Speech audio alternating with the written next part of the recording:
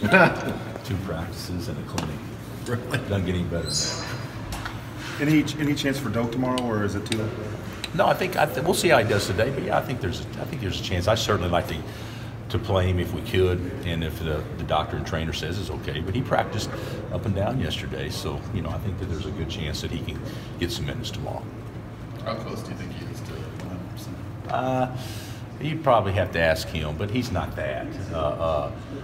But I thought yesterday was a positive sign because we went long yesterday, and he was able to get through everything and hang in there, even though he wasn't near as explosive. And I don't think he trusted like he needs to trust it. But I'm optimistic we can get there in the next few days. Is that why it's kind of important to get him out there before Big 12 play starts? Just to I think it is. We got to win tomorrow, obviously, and his presence would help us do that, I believe. But you don't want to put him out there if he's going to be a detriment to the team. But the doctors have said whatever he can do, he'll do. So, but I do think from a rhythm standpoint and everything, I think it's going to take him a while. He's been out 25 days, so I think it'll take him a little time to get that back. How important do you think it is just him playing with Diedrich and seeing what that looks like together? Well, we the first 5 games or whatever, 6 games, we saw what that was like, and so I thought it was good. I think it hurts us some defensively at times if the other team plays 4 guards, but for the most part, I don't think that's going to be an adjustment at all for those two or for Doak. Maybe for Diedrich a little bit, but not for Doak. Losses are inevitable. How does this team bounce back from a loss compared to your past teams? We make such a big deal of it, and I guess that's rightfully so. But it's not a big deal, and this early in the season, it's not a huge deal, and I think that we'll bounce back fine. Probably too early to tell, though, Dave. In some ways, we're going to obviously lose again, and everybody in the country will as well, and people.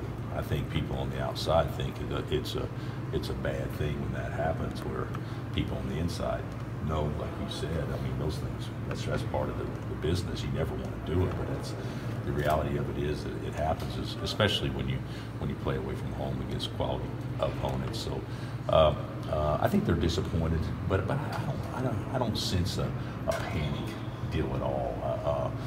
If it's 3 in a row or something, maybe, but no, I don't sense that. Have you sensed guys more receptive in general whenever coming off a loss to your feedback and instruction? You mean over the past years? Yeah. Yeah, maybe. I think we make a bigger deal over that. They should be the same receptive, whether it's a win or a loss, or whether you play tomorrow or don't play for a week. I think that sometimes we make such a big deal out of things in sports that really don't matter. But no, they've been receptive. I do think losses sometimes can get their attention, whereas what you're emphasizing may be more prevalent during the following practice sessions. But for the most part, if you approach it right and you look at it right, when you do things not correctly and you get by with it, you should be just as hard on them with that, and sometimes much harder on them after winning than a loss. Sometimes loss, you're already beat up from losing, so why pile on?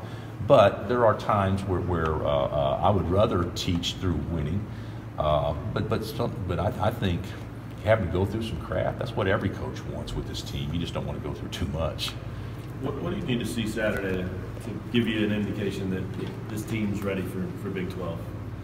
I think we're ready for Big 12. I think we played the best schedule in the country. And I saw something the other day. Our opponent's schedule is like 96 and 27 or some ridiculous number like that. And I'm off on that, but it was somewhere like that.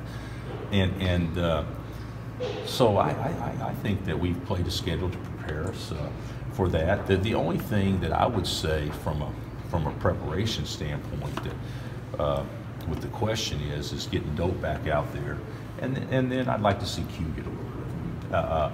But other than that, what else can you do than play the schedule we played to try to prepare you for this? Q didn't make shots, but he seemed more aggressive. I thought so too. I thought he did some some good things. I still think that we don't have our rhythm yet, or he doesn't have his rhythm yet, which he'll get. He had a really good day yesterday, a really good day. So hopefully have a good day today and start stringing some good things together on a daily basis, and confidence will come from that. But certainly we need him to be effective to give us the best chance. You mentioned Dave important on Saturday. I mean, maybe more so than most opponents. I would say that Eastern Michigan is one of the few teams we'll play that is going to play two bigs. So I think the look of four guards tomorrow won't be as prevalent. We've been playing Marcus too many minutes. I mean, he's not a 37-minute, 35-minute game guy. Not that he can't do that physically. It's just we need to mix it up, and we're playing perimeter guys too many minutes, in large part because he's playing so many at the four. So if you mix him in more on the perimeter, I think we can cut back some minutes on the perimeter and then give some of those bigs more minutes. So yeah, I do think those guys are important in large part because we're going to play two bigs probably the majority of the time. Is that big on Eastern really good? He's big and he's long. He blocks shots. He scores. Yeah, he's a nice player. They got really good athletes. I think this will be a game in which our fans will show up thinking, well, we're playing some guys tonight, and they're athletic, and they've had a couple of bad games where they really labored to score, and then other than that, that for the most part their scores have been pretty impressive. So and they're going to play zone. So we play zone with us. You worry about making shots, and certainly.